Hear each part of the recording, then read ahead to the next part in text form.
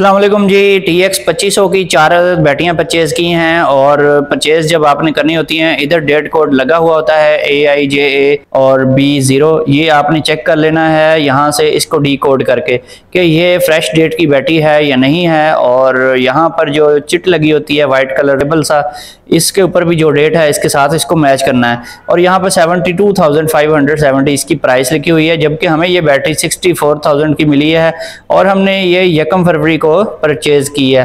और TX 2500 battery है। सिर्फ 2500 को ना देखें, यहाँ पे एम्पेयर आवर चेक करें 230 एम्पेयर आवर हैं इसके या नहीं है, क्योंकि बहुत सारी कंपनीज पाकिस्तान में ऐसा काम कर रही हैं कि 10-20 एम्पेयर आवर कम होते हैं उनके, लेकिन उन्होंने भी TX 2500 या TX 1800 लिखा होता है। अब हमने लेनी है 25 mm की केबल। तो अब मैं आया हूँ मार्केट में। सबसे पहले हम थिम्बल परचेज करेंगे, वो इसलिए क्योंकि बहुत ही लूज गेज की आजकल केबल्स मार्केट में अवेलेबल हैं। ये 2 अदर थिम्बल हैं। एक है जी ये जो है 70 रुपीज़ का राइट वाला, और लेफ्ट वाला जो है ये 50 रुपीज़ का है।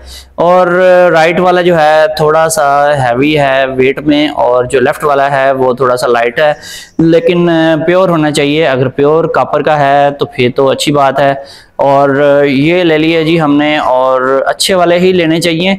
और ये पहले परचेज करने का एक मकसद है, वो ये है कि एक थिम्बल इनमें से मैं यूज़ करूँगा किसी भी केबल की गेज चेक करने के लिए। अब मैंने केबल परचेज करनी है 25 mm की, तो 25 mm का जो थिम्बल है उसमें डाल के डिफरेंट शॉप्स पे जाऊँगा और केबल को चेक करूँगा। ये जो केबल आप देख रहे हैं इसकी गेज तो पूरी है, बिल्कुल फंस के जा रही है, और लेकिन इसके जो रेशे हैं वो थोड़े ज़्यादा ही बारीक लग रहे हैं। वैसे ये इम्पोर्टेड केबल है, इनका दावा है, लेकिन ये देख लें इसके जो रेशे हैं इसके अंदर बिल्कुल नहीं जा रहे। इसका मतलब ये है कि गेज पूरी है लेकिन रेशे कुछ ज़्यादा ही बारीक हैं, इसलिए मुझे ये केबल पसंद नहीं आई। फिर मैं दूसरी शॉप पे चला गया। यहाँ पर एक केबल पड़ी हुई है। जो पहले वाली शॉप थी वहाँ पर केबल का रेट मुझे मिल रहा था वो 350 रुपीज़ पर फीट के हिसाब से मिल रही थी, जबकि ये जो शॉप है यहाँ पे 270 रुपीज़ पर फीट के हिसाब से ये 25 mm की केबल मिल रही है। ऊपर लिखा भी हुआ है 25 mm, लेकिन ये देखने में भी थोड़ी सी अंडर गेज लग रही है। और इसको मैं चेक करता हूँ तो ये देखें, ये तो वैसे ही इसके अंदर जा रही है सारी। तो इसकी जो ऊपर PVC है वो भी इसके अंदर ही अगर कोशिश करें तो चली जाएगी। और ये जो केबल है इसका साइज पूरा नहीं है, ये अंडर साइज केबल है। तो जब भी आपने केबल लेनी है उसकी गेज अगर पूरी नहीं है तो फिर सस्ती केबल लेने का कोई भी फायदा नहीं है। अब मैं तीसरी शॉप पे आया हूँ। यहाँ पर एक केबल पड़ी हुई है, ये भी 25 mm है। ऊपर लिखा भी हुआ है कि ये 25 mm की केबल है।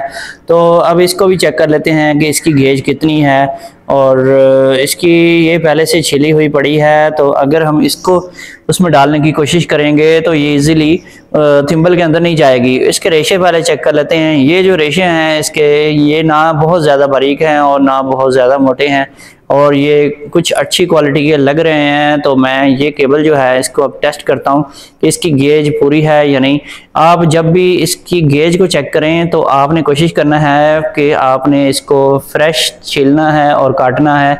अगर पहले से छिली हुई पड़ी है तो उसके रेशे जो होते हैं आपस में उलझे हुए होते हैं, इसलिए कुछ मोटी लग रही होती है और वो फिर अंदर जाती भी नहीं है। जब तक रेशे बिल्कुल सीधे नहीं होंगे ये थिम्बल के अंदर कभी भी नहीं जाएगी। तो इसको हम दोबारा से काट के छीलेंगे। तो अब मैंने छीली है, तो अब इसके अंदर डाल के देखते हैं कि अब ये इसमें पूरी आती है कि नहीं आती। तो अभी जैसा कि आप देख रहे हैं तो ये मैंने इसके अंदर जी डाल लिया इसको, तो ये फंस के गई है, बिल्कुल एक दफ़ा फंस के गई है। और दोबारा निकाल के डालूंगा तो फिर इजीली चली जाएगी, क्योंकि अब इसके जो रेशे हैं वो बिल्कुल सीधे इसी के हिसाब से हो गए हैं। तो अब ये इजीली इसके अंदर जा सकती है। तो ये जी 25 mm की पूरी गेज की केबल है। तो जब भी आपने केबल लेनी है पूरी गेज की लेनी है। अगर आपको कहीं पे सस्ती मिल रही है तो उसमें कोई ना कोई चक्कर ज़रूर होता है। तो इस तरह के चक्करों से बचने के लिए हमेशा पूरी गेज की केबल लें और पूरी गेज की केबल ही यूज़ करें।